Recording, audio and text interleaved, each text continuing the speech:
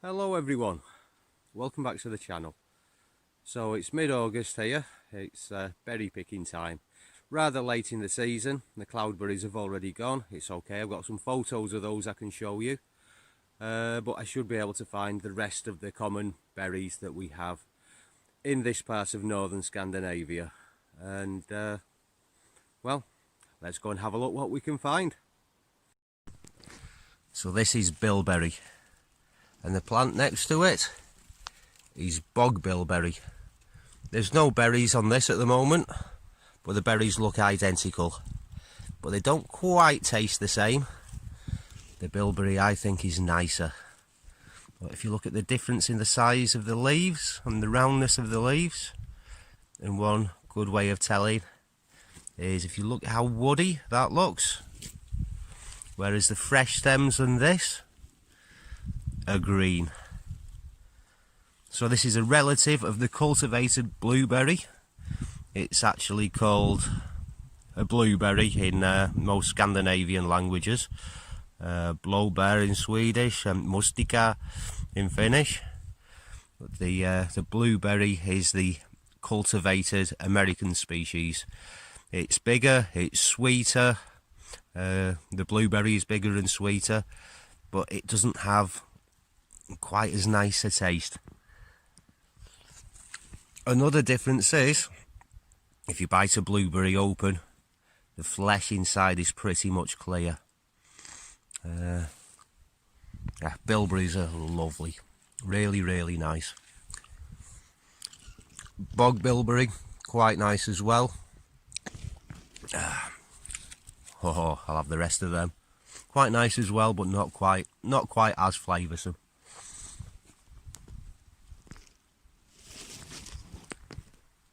And they're very common.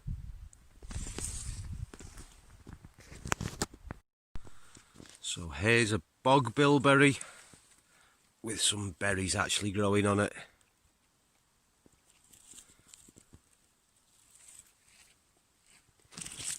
And some, well, compared to some bilberries, all these berries here are actually growing on an old anthill.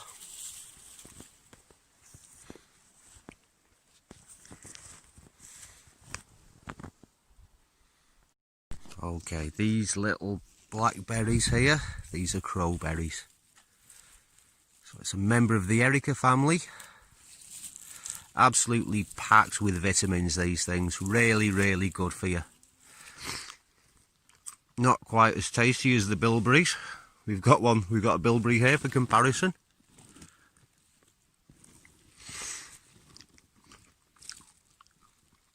But if you mix the two together, then they're really good. The leaves are very distinctive. Really short, stumpy little leaves. Yeah, you can see it's like a bell heather, member of the Erica family.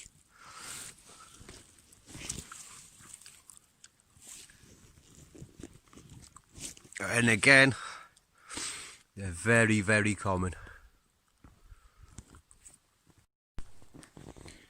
Okay, so here we've got an important one. These are lingamberries. They make excellent jam. Around here it's a very typical meal. It'd be to have reindeer with mashed potatoes and lingamberry jam. So they're not all that nice on their own. Rather bitter tasting. Well, they're not bad, but they're really nice in the jam. If you look at the shape of the leaves and the dark green colour, quite oval, quite shiny, waxy looking. And these are usually the last berries that you can pick in the season, and the first. You can find these frozen when the snow thaws. You can normally find some of these that are still good to eat that have been frozen all winter.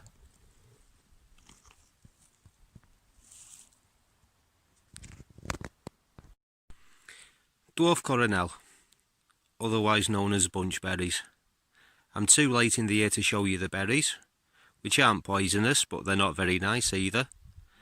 They're red berries, which you could possibly confuse with lingamberries. This grows usually next to water, and a good way to distinguish it is if you look, the veins in the leaves, they all run parallel to the vein down the centre rather than branching off that vein.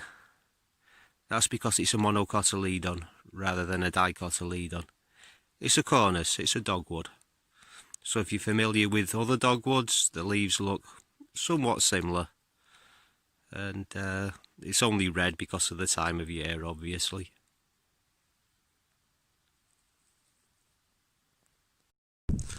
So this is Alpine bearberry. Lovely little blackberries. It turns red in the autumn, and it's easily identified by the net-like structure on its leaves. So see how close we can get to that. Okay, so the Finns call this grouseberry, Riekon maria. So eaten by a slightly less formidable animal.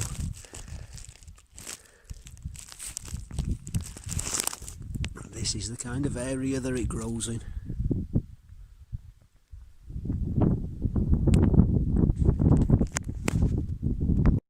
These berries people go crazy for in the summer round here. This is the cloudberry. Notice the lobed, crinkly leaves. The berries ripen from red to a nice orangey yellow colour. They grow all over the swamps and bogs around here, and they make an absolutely fantastic jam.